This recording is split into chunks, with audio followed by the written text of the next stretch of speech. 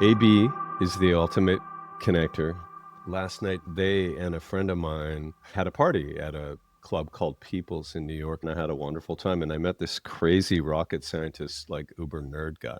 And we'd been drunkenly playing with concepts of shooting coffins into low orbit as a app-connected kind of new business concept. I like that. Cemeteries are a waste of good real estate. And then you can track people. Well, what we were going to do, Alex, and we were going to get you to design it, but we were going to create an app. So every time, Grandpa went overhead, you would get notified. Ah, that's cool. It's a good idea, right? Well, it would track where Grandpa is, like where in the world is Grandpa. Yeah. Grandpa's over Africa, It was actually the second best idea. The first was a sort of retail kind of end-of-life suicide vest, which Jesus. This is quite a gathering. Yeah, right. But there's a lot of media people, clearly. No, but Alex, picture this. I'm picturing it. You build the vest, you integrate like fireworks into it. They go out in a bang. You gather the family around. It's a nice idea. $3.99 from like Costco. It's like a gender reveal in reverse.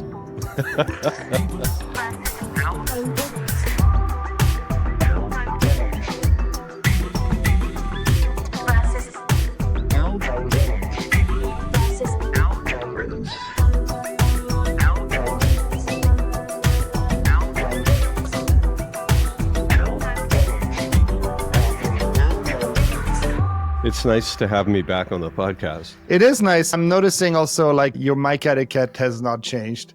Your volume varies from being fantastic to too loud to too quiet. So if you can move your mic. Substance over, form. So we'll have a nice entertaining podcast with me back this week.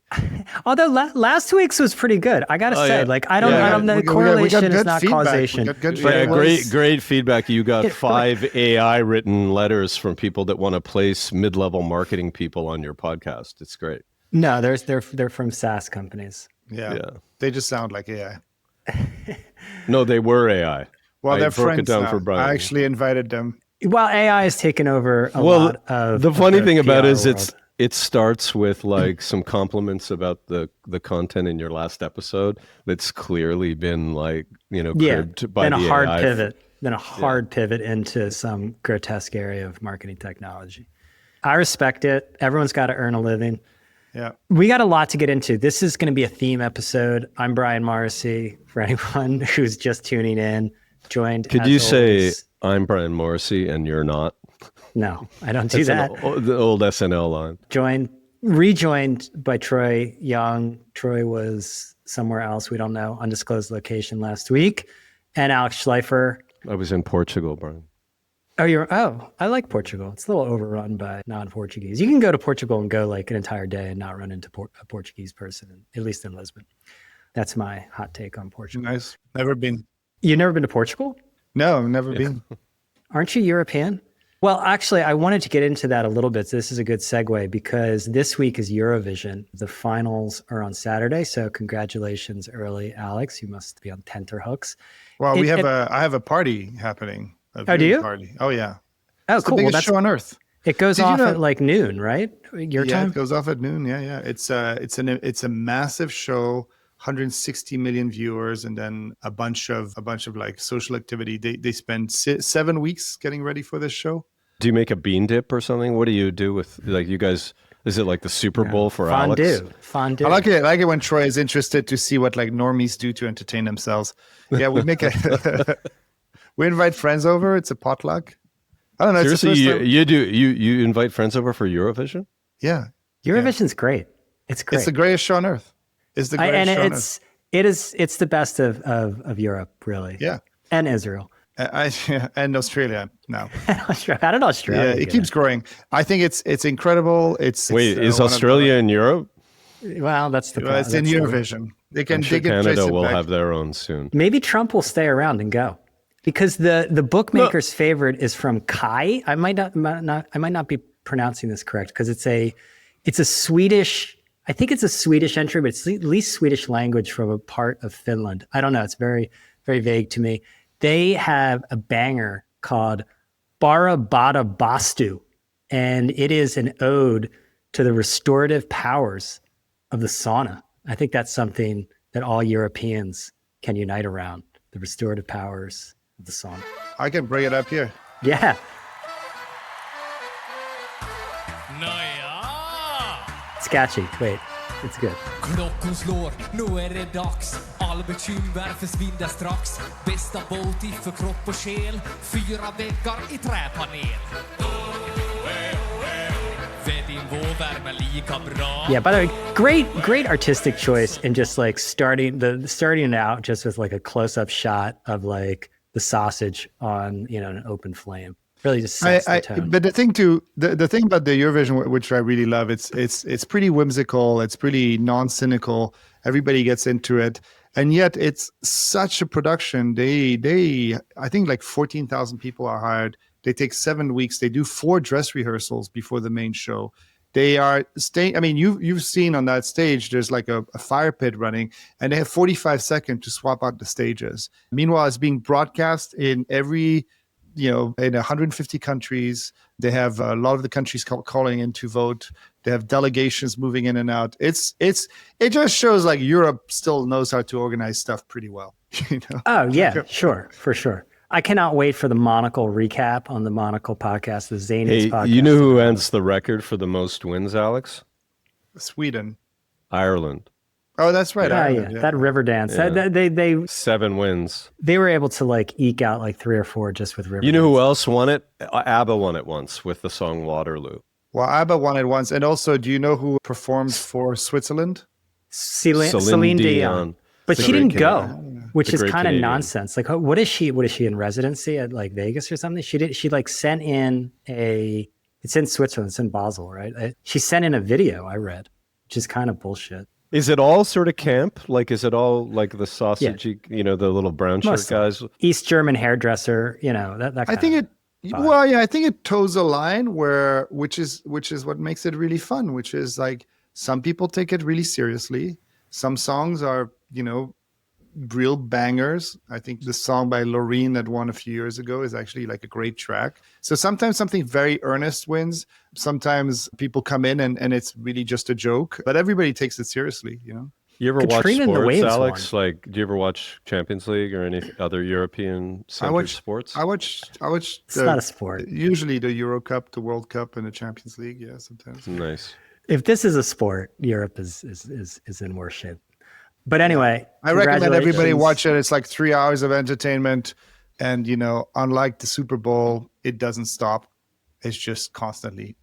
It's like a Super Bowl halftime show that runs the whole show. You don't need to turn this into anti-Americanism. Okay. No, he's going to do that. He's going to do that. The TikTok, by the way, is their official partner. Yeah. I just don't understand why basketball isn't the main sport in America. I don't understand why it's football. Basketball is so much better. Anyway, NBA's in a bad place right now. I know it is. Yeah. We'll move on from Eurovision. I could spend the whole podcast. I want to do a couple rapid fire topics around App-mania recently, and then we're going to get into basically a theme episode all around Apple. I'm a little nervous for this because Apple's not in my personal bailiwick, so I'll just serve you guys up for this. I mean, But between Apple and Airbnb, we should just hand the episode over to Alex. this is the Alex episode. So Alex, if you're not, you already brought like a lot with Eurovision. That you had, I added that to the last minute, but you were ready to go. It's the triumph of the reluctant podcaster. Yeah, It's great. No, this is Over to you, Alex. We're Apple. playing to your strengths. But first, I want to get HBO Max is now it's back. So they changed it to Max, and then they're changing it back to HBO Max. And this is like, let's remember, it was HBO Go for a while, and then they had HBO Now, and then it became HBO Max, and then it became Max, and now it's back to HBO Max. It's kind of like a zany story in the Eurovision vein, but I think it actually speaks to how much these businesses have struggled to rebuild the next business while operating the current business, because they've all been like tethered to those carriage fees from the cable operators, and it would be like as if like Cortez was like, you know what, we're not going to burn the boats, let's keep them in good shape. Well, Go and Now were extensions of a world where the cable channels still mattered, right? And then Max was a compromise because Discovery wanted to roll all the crappy reality programming into a programming bundle and a streaming service, and they didn't want it to pollute the HBO name, which in some ways was sensible, I think. And then they would relegate HBO down a level, right, underneath of Max, so that it only represented premium programming. And now I think in preparation for some type of, spin-off and maybe consolidation in the business, they're going to take the junky stuff away from the brand. They know that premium programming is what drives subscriptions, and they're going to elevate the HBO brand once again. So they basically ended up where they started. David Zaslav, CEO, he made $52 million in comp last year. This is what you get paid the big bucks for. Make the hard calls. Let's try to be charitable to David. Okay? Please, Troy. That's why you're here. I mean, he did get a townhouse down in the village, so he could have his meetings there. If Eurovision is my jam, protecting David Zaslav is Troy's. Tell us, Troy.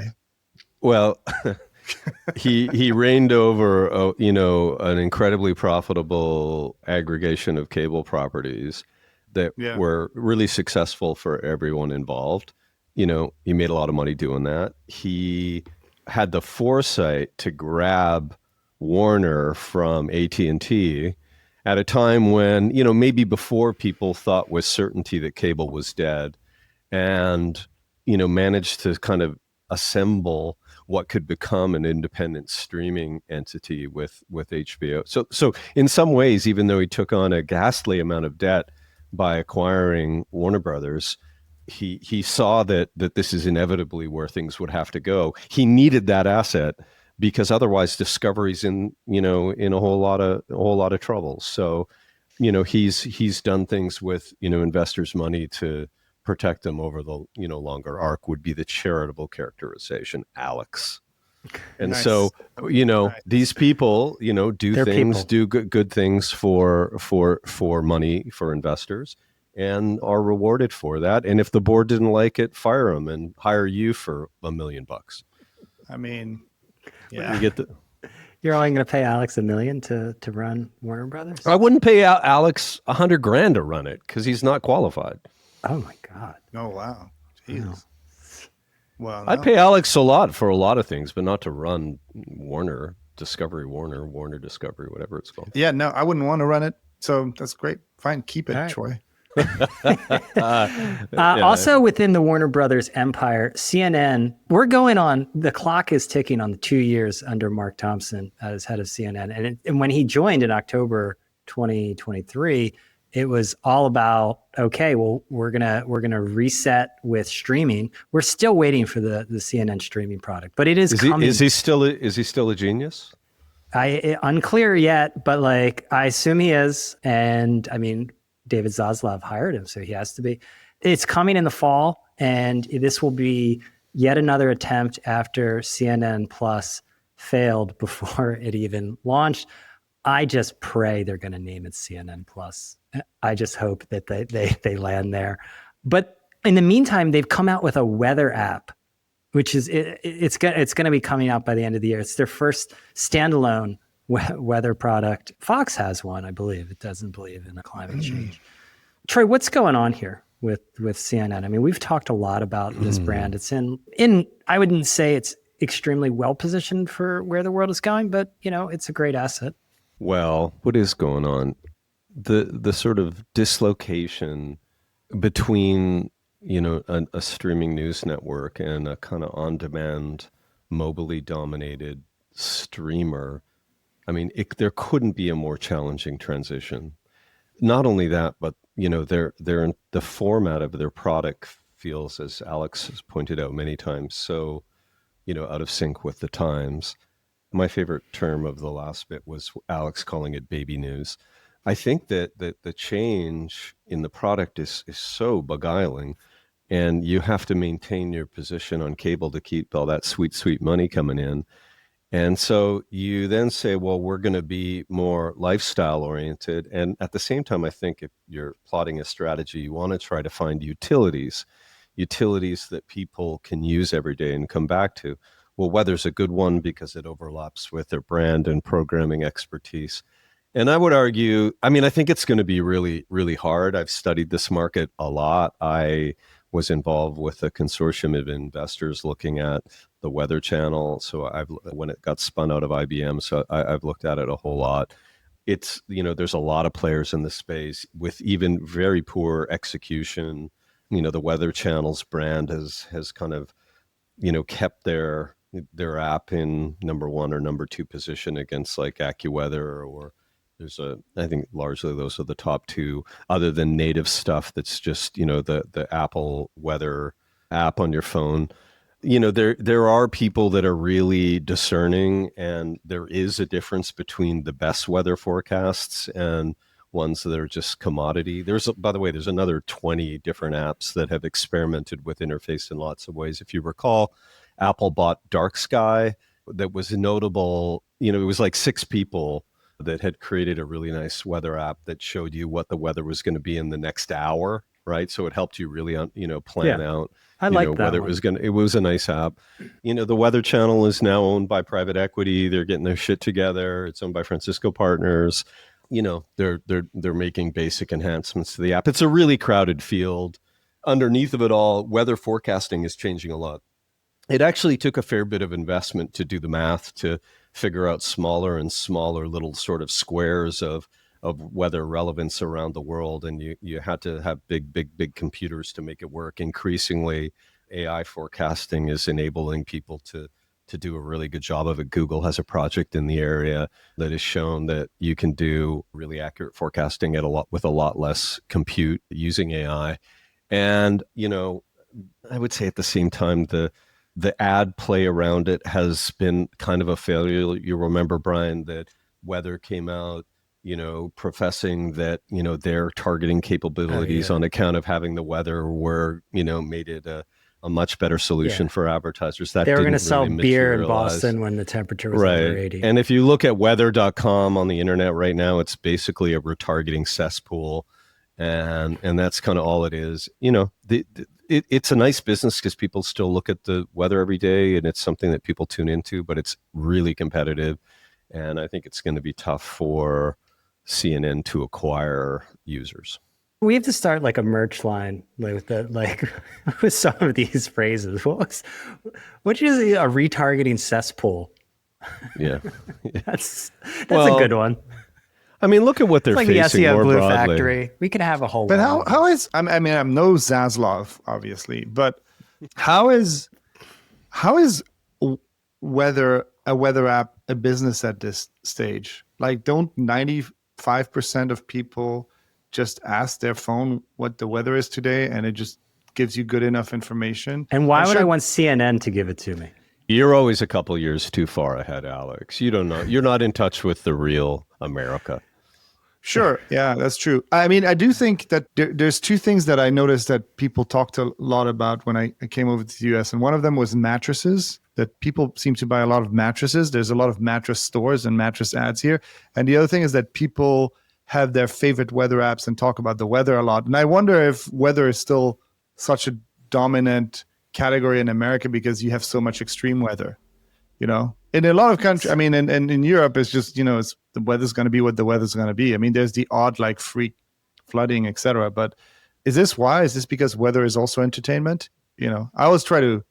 I mean, extreme weather has long been, whatever, weather porn. I mean, I think the Weather Channel got a lot of shit for that. But isn't really that why hyping people up go to the storms. Weather Channel? Like, who watches? I mean, I think the Weather that's Channel? usually I don't know. I think a lot of old people do.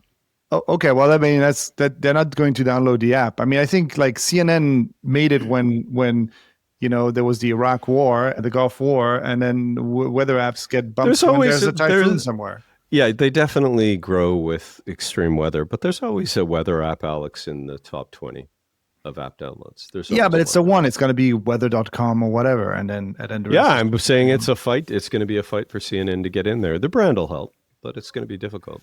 Okay, moving along. We have to put a pin in that. Over at Disney, an ESPN standalone app is coming out. Finally, they're going to have their own streaming service. It's going to be $30 a month, $29.99 technically. But then you can bundle Disney Plus and Hulu with that. And it's going to be just an extra $6 more a month. So I don't know. Like, to me, like a lot of this stuff seems like a throwback. This all seems very sensible in like 2000, like 17, 18.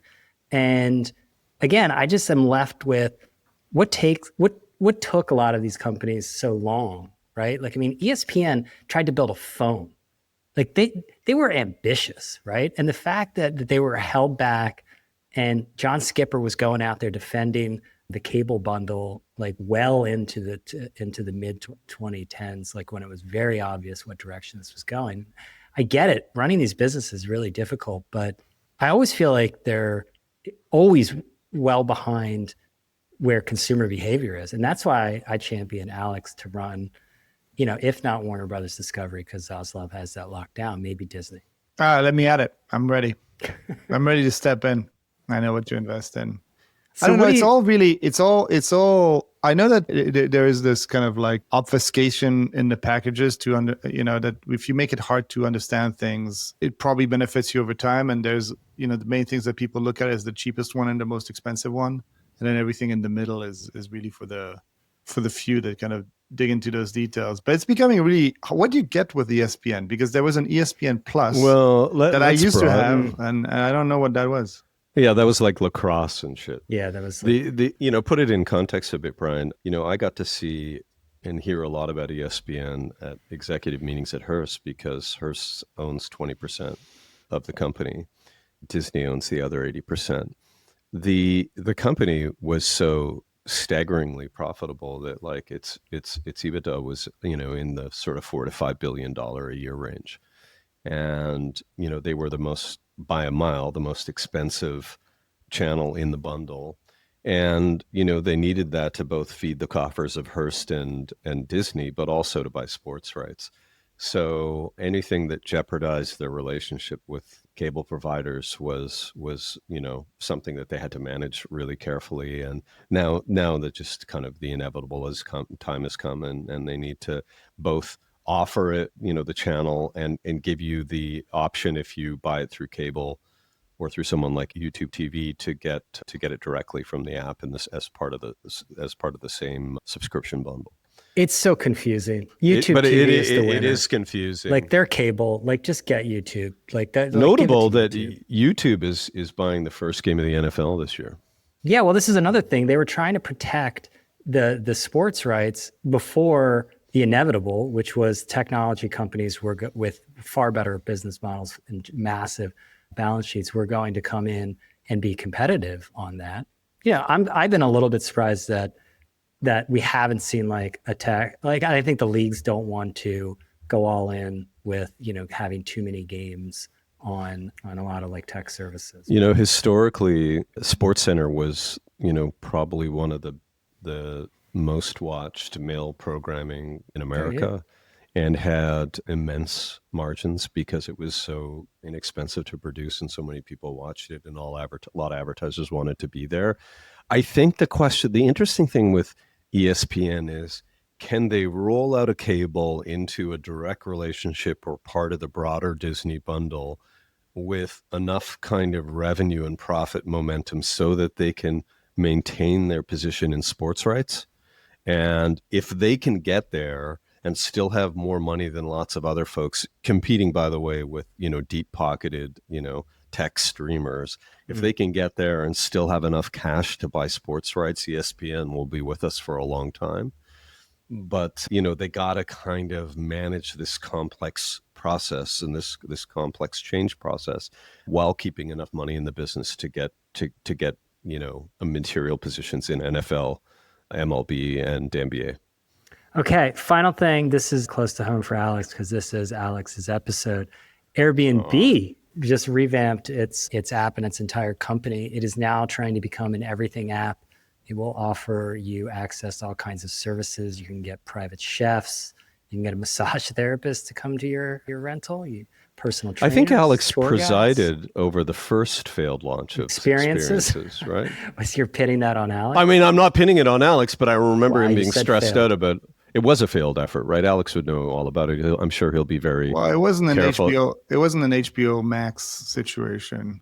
We also got hit by a pandemic. We knew that this type of business would be hard to grow and scale, And I think they've learned a lot. The main thing that happened, I think, is that when the pandemic hit and we were there and 80% of our business disappeared overnight, it kind of pushed the company to really focus. And then the second thing that pushed the company to focus was on its core business, renting homes, was the IPO. And so part of it is also they're just getting back to it, to maybe some underinvestment. And, I can tell you a lot of the things that I saw announced were things that we were discussing, before the pandemic, like 4 years ago, 5 years ago. Oh, I thought they happened when Brian Chesky was going from room to room in some kind of frenzy, according to one of multiple profiles of him that were rolled out with. Well, Brian going from room to room in some kind of frenzy was like every day. So I don't know which one that was. But it was an interesting rollout because it was kind of old school. Like they had Stephen Levy from Wired that was embedded in. Yeah, no, it was a nice and PR launch. They talk about his dogs a lot. You think he's like the most eligible man in San Francisco for somebody? Where's the lady or dude or whatever? Like, Alec, what's going on? let's leave his personal life personal. He keeps it private. I support him on that. I mean, if you've been to Airbnb events before, I mean, it was very much like an Airbnb event. We built that playbook a few years ago. It was very much inspired by Apple. I'm glad they're still doing stuff that are live. He likes being on stage. He likes being in front of people. I heard Kevin Costner was in a room. I'm a little annoyed because I wasn't invited. I got a secret link to watch the video, even though I can spot some of. Wait. You got a secret link. This is like Celine Dion. Is this the reverse Celine Dion? Totally, yeah, dismissive of the sort of personal life thing. I get it, but Kevin Costner was there. Yeah, was Obama there? I mean, there were a lot of celebrities. Kevin Hart would go if he was invited. I think Kevin Hart might have been there. Yeah, he'll go to anything. Why do we need this? Like, I know you've got like Airbnb is probably near and dear to your heart. It made him rich. I'll be critical of it. Yeah, you can be critical. Is that why you love SEO, Troy? That's why I hate everything. See that? No, I think that at the end of the day, the stuff that was maybe more important than the experiences and services. So the services they're trying to match up with hotels, right? There's always been a thing. Well, at a hotel, I can go get a meal. I can get all these things. There's a spa, there's a gym. And I think part of that is for a certain type of customer is a way of providing that.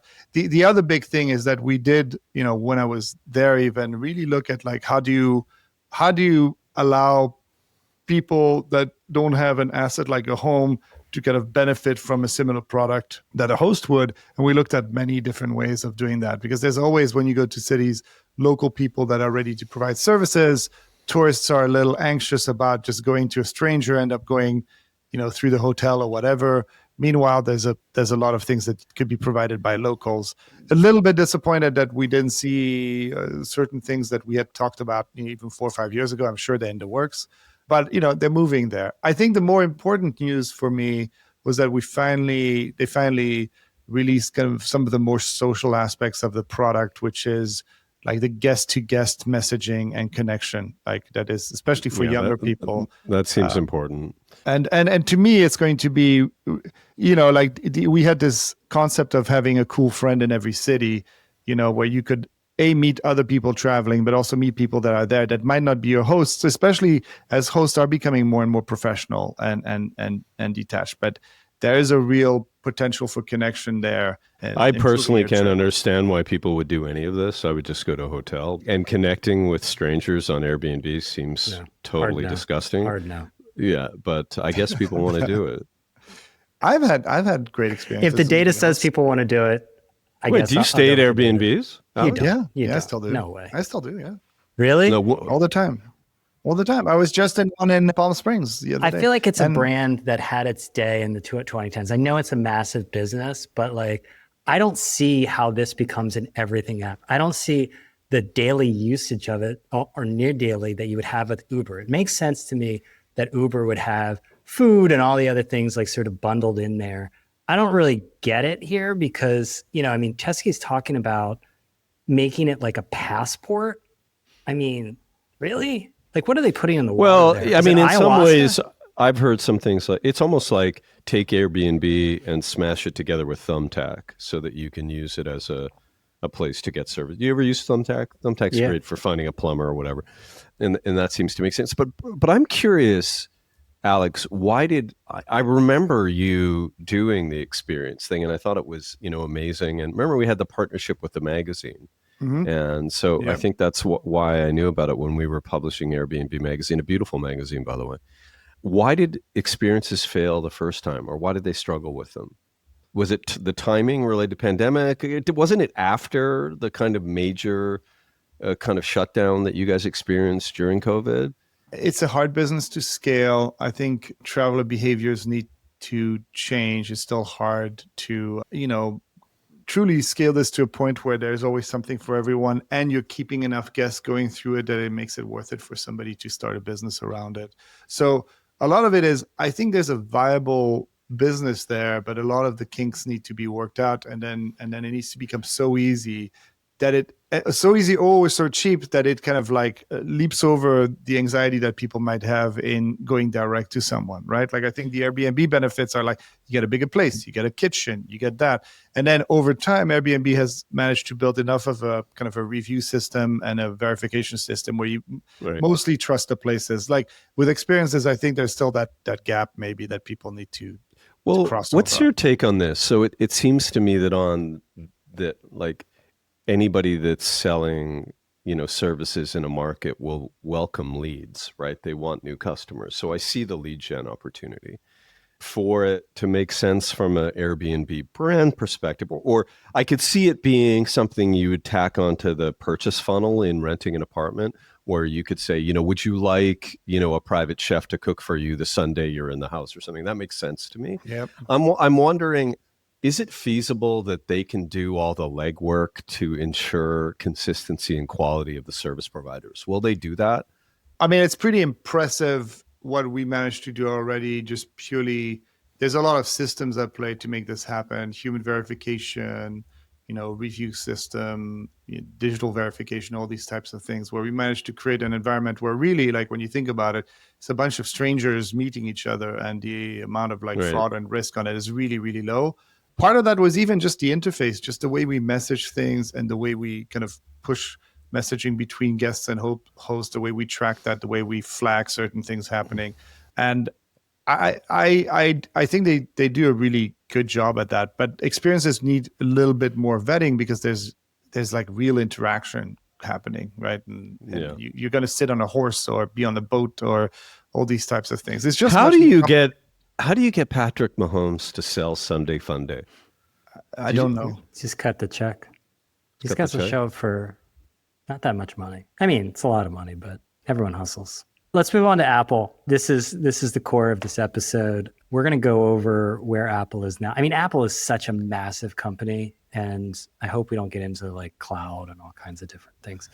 But where Apple is now, I think is pretty interesting. I was going to give you some background from deep research.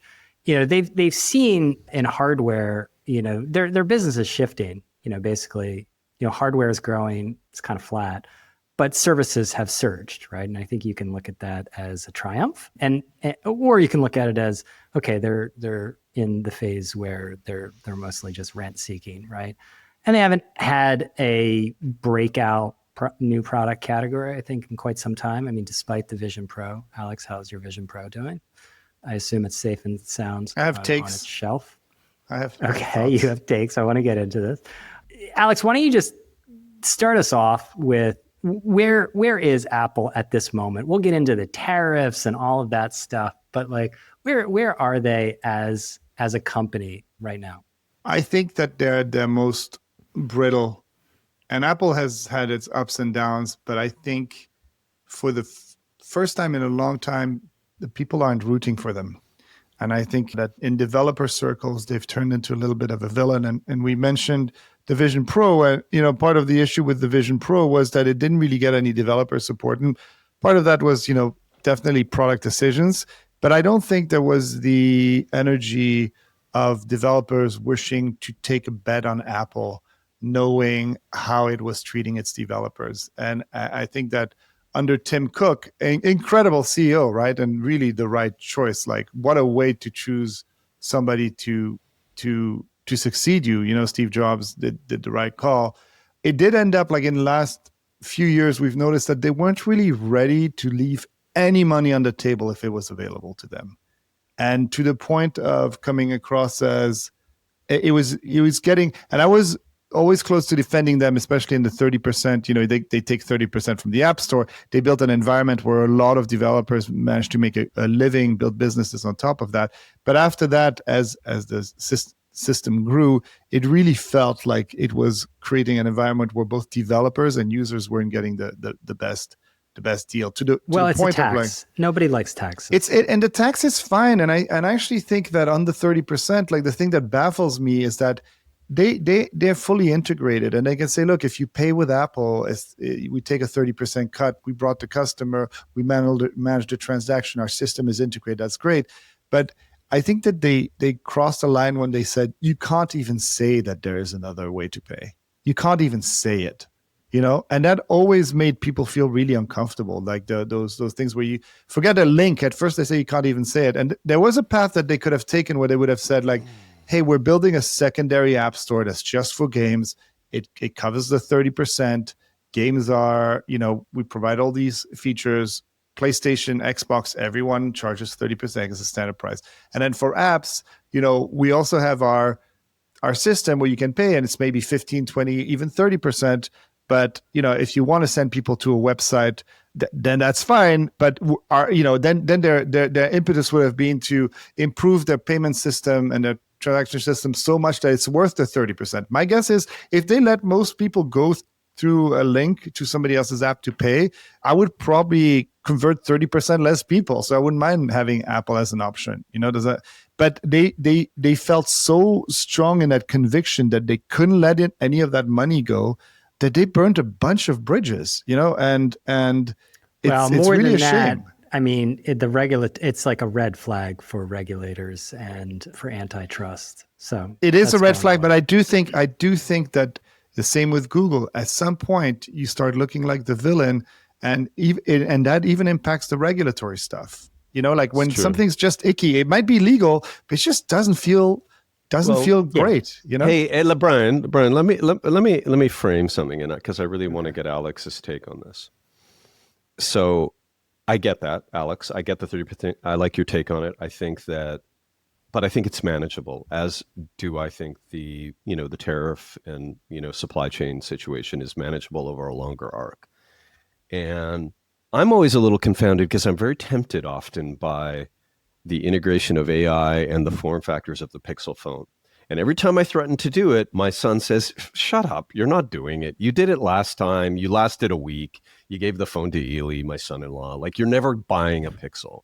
And the, Apple has been entrenched in our house since literally, 1985.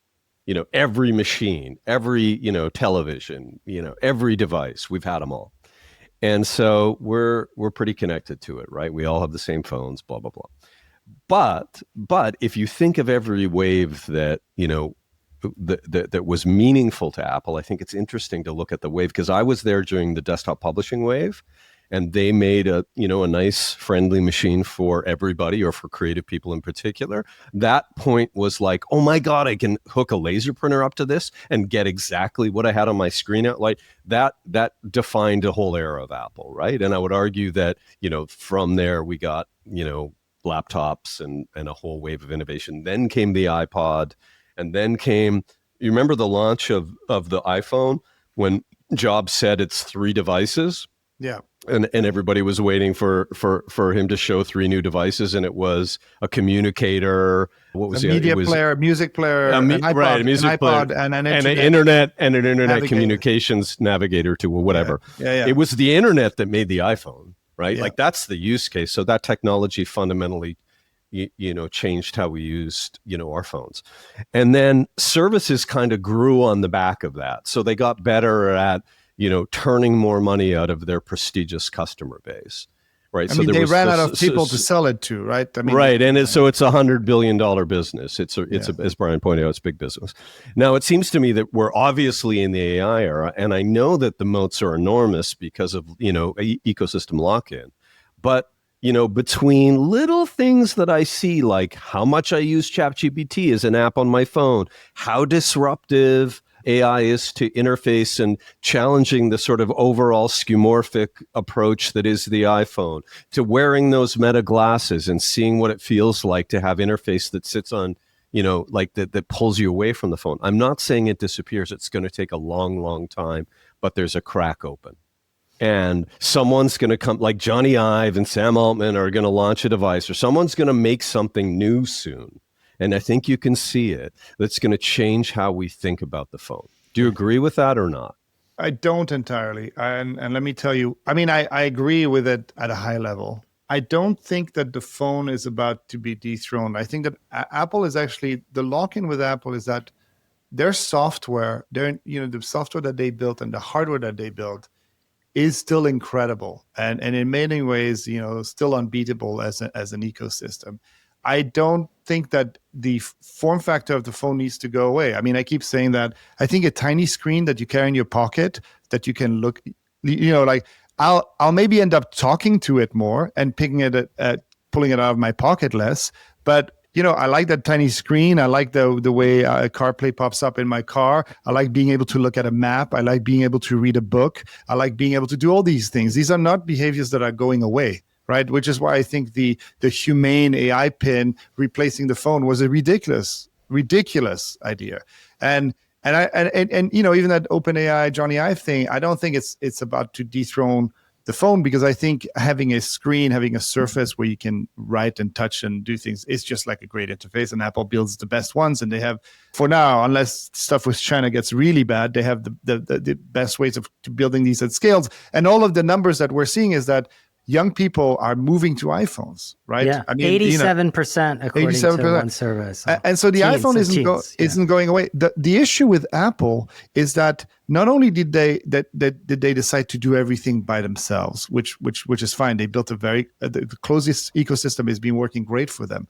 But I do think that this pushing back against developers and being so against leaving any cent on the table and building things that were sometimes anti-user. The AI revolution is going to be like, open it up. Apple shouldn't be investing in building its own Apple Intelligence. They should make those things are connected, and I like that. But every day, the use case of AI broadens. Every day. And the broader it gets, the more power that exists inside of that frontier model, that company that's building memory, that company that's setting the stage for agentic functionality. All of those things slowly chip away at the utility of an iPhone. Do we see ChatGPT the phone? Well, that's kind of what I'm wondering. But is it? I think this is where their mistake is really. It's saying, imagine instead of. So their Apple Intelligence was a disaster. They showed a demo there was a canned demo. It turns out that even people working on Siri hadn't seen it. They didn't deliver on it. I don't think they were lying. Somebody thought that they could have it done and they couldn't. And we saw, and I think we saw that with the Vision Pro and as well, where they were kind of promising things that it couldn't deliver or that never got launched. And I feel that in this case, it's really like, they have the hardware. They have the processors that can run LLMs on their phones. They have incredible devices. They can get it into people's hands. They've got an ecosystem. But if they're pushing these developers away, it's the OpenAI tool is not going to out of the box be good enough to replace the thing. This is what a lot of these devices have. The maps are not going to be good. There's not going to be an ecosystem of apps. Oh, I use my phone to turn on this water heater that I have. It has an iOS app. It's not going to have an OpenAI app. But if they keep pushing developers away, which I think they have, which I really feel that they have, and they did it to really protect a slice of money coming in that was like a huge growth market for them. I get that, but that's how they lose, because they're not going to compete with OpenAI on building an LLM. But you know what they might compete on is having 4 million developers building cool AI shit that can use some of iOS's features, and all of a sudden the phone becomes something incredibly valuable. And then the AirPods become incredibly valuable. And what Apple does is that they provide the really valuable stuff of the hardware, which is the AirPods, glasses, whatever, the infrastructure, which is the operating system, identity, finance, identity. They have the credit cards. That idea that like we're going to do it ourselves and we're going to also push everybody else out is, I think, a massive strategic mistake. And I think in WWDC, I wouldn't be surprised if there wasn't a walk back, but a walk back a la Apple, where they say, this was always the plan, and here it is, and here's why it's better. Do you think that, who do you think is the ideal candidate to replace Tim Cook? What kind of person? That's a good question. I actually think that like Brian Chesky. I mean, you know what? Sometimes I feel like Brian Chesky is kind of trapped in Airbnb, and he would be so incredible at building either like running Disney or Apple, because I think it would go back to building products and real things that people can experience and buy. But I don't know. I think it would definitely, to me, need to be a product person and somebody that's close to developers. I think that's where. I love the anecdotes about Brian looking at the kerning on the type on the app. I mean, there's a man after my own heart, Alex. Yeah, no, it was like working with you, but he was younger and had more energy, so it was even. Good one. I think. I mean, I think Craig Federighi has been touted before, and he's. If you were going kind of on a little bit of an apology tour, and we're going to focus on developers and our software, etc., I think that might be correct. Was Craig on Cheers? He does look like Ted Danson. So on AI, so Siri seems like it should have been like, and look, this is still early, right? I don't think it's over for Apple. It's fine. But Siri should have been way better. It should have been in the pole position for this. I think at one all hands meeting early 2024, Siri's capabilities were called embarrassing. Yeah, it lacks contextual memory, multi-step instructions, natural. But they were nice to the staff about it, unlike how Steve Jobs would have called them a bunch of fucking idiots.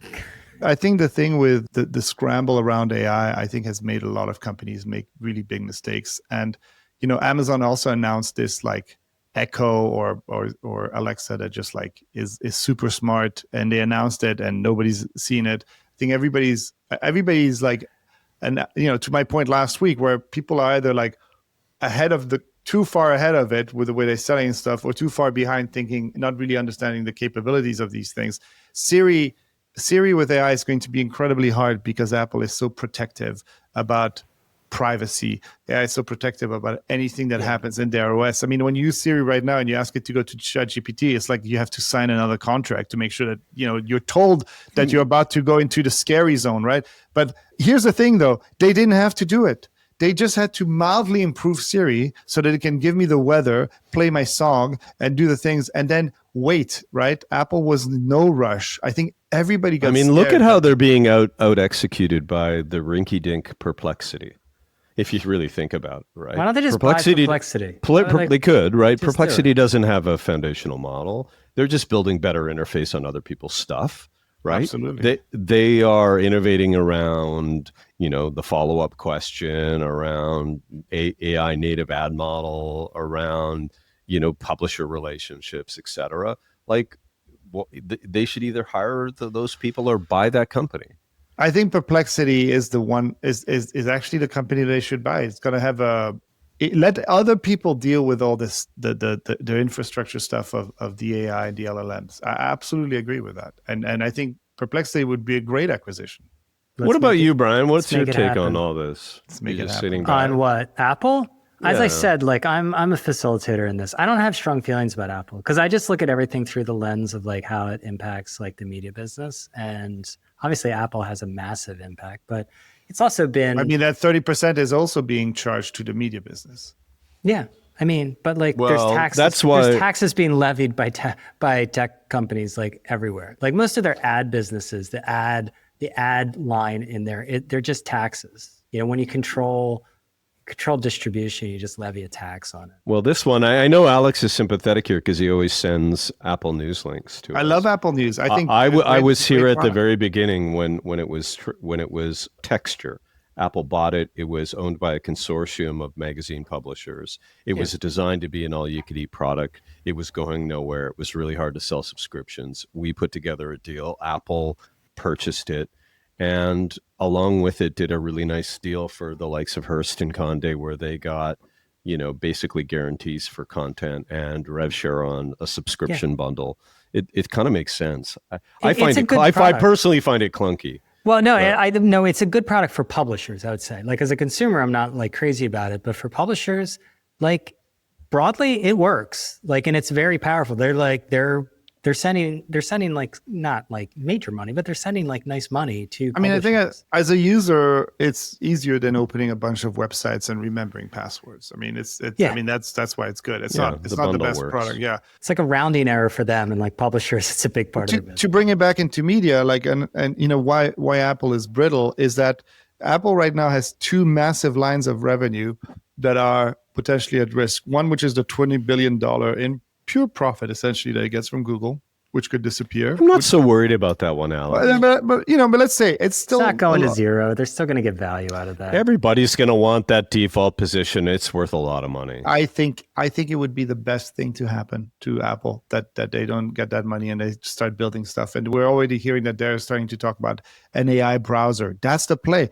Build a nice Safari browser that's AI powered. Great. The second thing is the services revenue. We actually have a Kindle app now where you can actually buy the book from the Kindle app, which is amazing. It's got a link to buy the book on Amazon.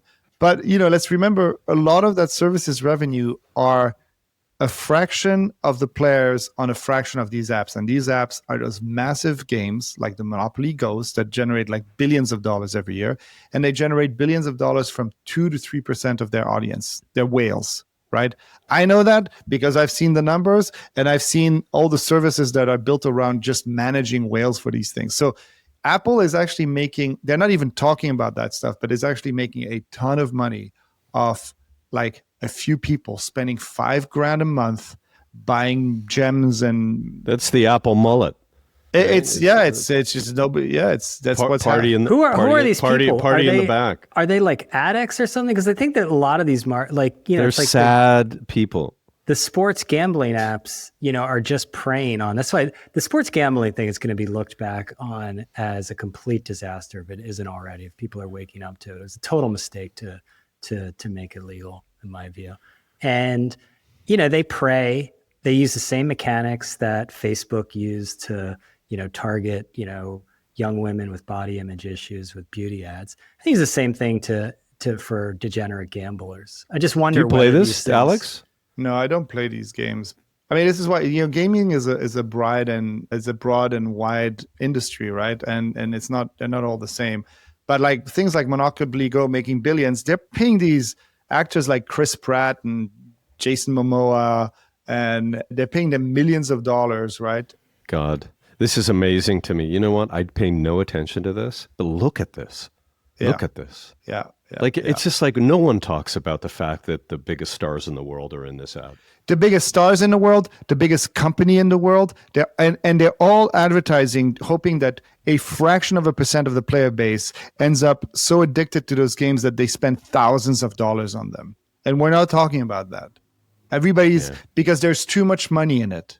There's too much money in it. And the second you let yourself turn into a cigarette company, and like I'm not making friends saying this because a lot of the people. Isn't this what you're designing your games to do? You like to get the whales? Just to give you a peek behind the curtain, one of the reasons that we didn't go along with some early investors was that they saw that our game could be turned into one of these games.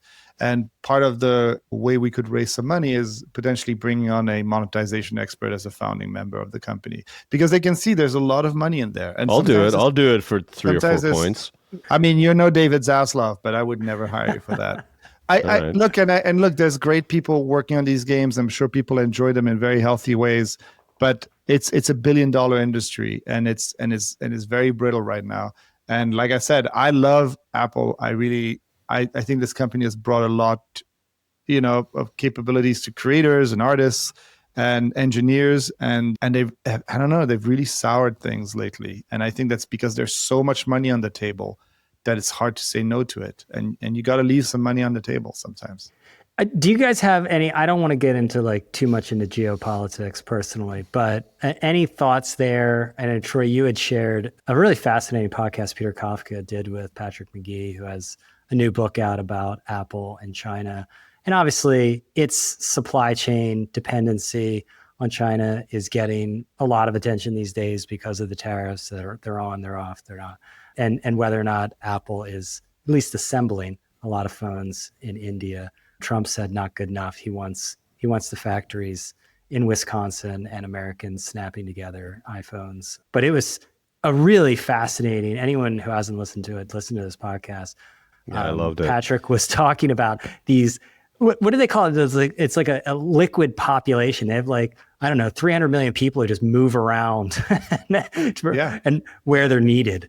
Yeah. With Foxconn, like it's just a massive pool of labor. It's one of the Trump's skills. However, you see the person, which is to get you focused on stuff that's important that you might not have otherwise have spent time on. And we're starting to just look at the relationship, the industrial relationship with China in a very different way. And I found the podcast fascinating for how important a role Apple played in sort of colonizing China's, technical and manufacturing might, and how, so many of the things that they did, like in terms of their speed to scale a manufacturing facility, or literally moving, a work population the size of Boston around to support the manufacturing of an iPhone. It's like incredible. It's like the story you were telling, Brian, of like building that dam when they moved a million people to just like go build a dam. Gorgeous dam. But in the wake of Apple sending product engineers over to help build production lines and the machinery and the tooling to build their products, it's just an interesting story where the folks in Cupertino could dream up something with great precision and taste and kind of invent these devices, and that they could be scaled to people all over the world through this incredible manufacturing capability that gave them, I remember at the time, like iPods in 10 colors and just like crazy, manufacturing flexibility. But it was just, the idea that Apple played a really central role in ultimately what became companies like BYD and Huawei, like a capability that never, that just kind of blossomed in the country and became so important to all the, the kind of policy things that we're struggling with right now. It's interesting. But it's a classic case of technology transfer. I mean, these countries, it's the normal part of development. I mean, we act as if it's like quote unquote theft. Yeah, but I guess the great thing about China is they did the transfer well. You know what I mean? They took it and they grew it. But it's also like, some of it is just like the reality of physics, that they just have more people to put against this stuff than anyone else. And so they built the infrastructure around that. And I don't know, I think what an incredible thing, and probably kept the world at peace for longer than it would have otherwise, to have these massive powers entangled economically and sharing value with each other. I mean, I think overall, like the more connections we make, the less brittle the world becomes. But it is like one of the big kind of brittle spots in Apple's armor as well, right? Like that tension is immense, right? So because it's crazy to think that even the iPhones that are built in India cannot be built in India without 80% of it happening in China. Like there's none of that. It doesn't happen. Right. There's not enough people. And a lot of it is incredibly manual labor still. Yeah, I don't know. I think it's going to be really interesting. I feel like in the next, 2 to 3, maybe 5 years, these companies are going to look very different. And it's going to be just fascinating to watch it happen. Yeah, agreed. Any other thoughts on Apple, or should we get on? We could do you want to do a quick good product and we'll call it a podcast? Good. I thought I was going to be late for the podcast because... Oh, you were? Oh. Alex and I were. Well, my son is not driving his car ever because we live in New York City. And I'm like, get rid of the car. Why do we park a car outside that never gets driven? So I'm like, sell it. He's like, I'm going to sell it and I'm going to do a motorcycle trip across Vietnam. I'm like, that's a great good idea. I did that. I know you did that. You should talk to him about it. Anyway, so he was like, Dad, maybe you can help me sell it. Car's in your name, whatever. So I'm like, I'm not going to deal with randos off Facebook Marketplace or whatever. But This man won't even sleep in an Airbnb. Yeah. right, never. And then, so in 2 seconds, I put the car in Carvana and put all the details in. It analyzed it and popped out a price. I pushed a button, uploaded the documents, my bank information so that they could transfer the money. Carvana arrived an hour ago. They put a little device on the car to read the vitals from the engine, took a look at the car, pulled it on the truck, and wired the money to me. It's pretty cool. And by the way, the price differential, if we had slogged away, selling it on whatever, privately, it was probably a couple $1,000, not a huge amount of money. So I like that. But the other thing that I liked, you guys, and I don't know if you've been down this path, but there's this kooky show on HBO, and it's called The Rehearsal. And I might have talked about it before because this is his second season, and it's Nathan Fielder. He's a great guy. He sort of, I don't know what, it's like a docu-comedy or something. He assists individuals in preparing for life events or difficult times or conversations by constructing these elaborate simulations. And it's kind of a wild show. It's a little bit uncomfortable at times. I watched the first one of season 2, and he apparently is obsessed with flight disasters. So he had deconstructed all of the times when planes had crashed and looked at the flight logs, and apparently a lot of it was avoidable, but because of sort of human-like disagreements between the pilot and co-pilot, that if the pilot had kind of listened to the advice of the co-pilot and it hadn't been about ego, etc., the disaster could have been avoided. And so he then found a United pilot, and he built they wouldn't let him into the United. He wanted to get in and see what pilots do, because apparently every flight he does with a new, like, he's a co-pilot with a new pilot. So there's all these fresh relationships being created. And he tried to get in the private pilot's room at the airport, and they wouldn't let him in. United wouldn't let him in. So he reconstructed the entire airport in a hangar. And what he ended up doing, it turns out, is this co-pilot that sort of, I guess, wittingly decided to participate in this sort of documentary/social experiment, let him film him, and he was having problems with his distant girlfriend. And so he used the whole idea of the relationship between the pilot and the co-pilot as a way to get him talking with his girlfriend. And it's just a kind of a brilliant, like, story, beautifully articulated about, the perils of bad interpersonal communications. And I think this is a really, really great show. It's a really great show. It can be a very hard watch, but it's a good show. Well, his shtick is uncomfortableness. I mean, Cringe. Yeah. He's a genius level production and editing and storyteller, actually. Yeah. If there's a profession to have that makes sense for a long distance relationship, it's pilot, though, right? Yeah. You get there. Just all right. Should we leave it there? Alex, Brian and I may meet up in Cannes to. Well, we are doing it. Oh, let's announce it. We are doing a PVA live without Alex, unless Alex is going to be. I'm not paying for you to. I'm only going for one night. Alex Brian will pay for you, PJ. Alex is a man of the people, so like he flies econ. I'm in premium economy, and Troy's at PJ with his private equity friends. But if you're welcome. Alex, I didn't ask. Oh, great. I'm welcome. You weren't going to an advertising festival. I'm welcome. I don't know. Would you go? You would be like tarred and feathered if they still do that. Well, I'm no David Zaslav, but I'd love to come. Hey, Alex, I'll rent a house somewhere in the south of France, and we can hang out there on the weekend. When is it? It's June 16th to like the 19th or 20th. And on Thursday, the 19th, we are having a live version of this podcast that will be with me, Troy, maybe Alex if you make it. Sarah Fisher's going to join. Sarah Fisher. She just said that she's in. She's going to bring star power to it. And every time we have a guest, they don't like me. No, Sarah, she doesn't like you?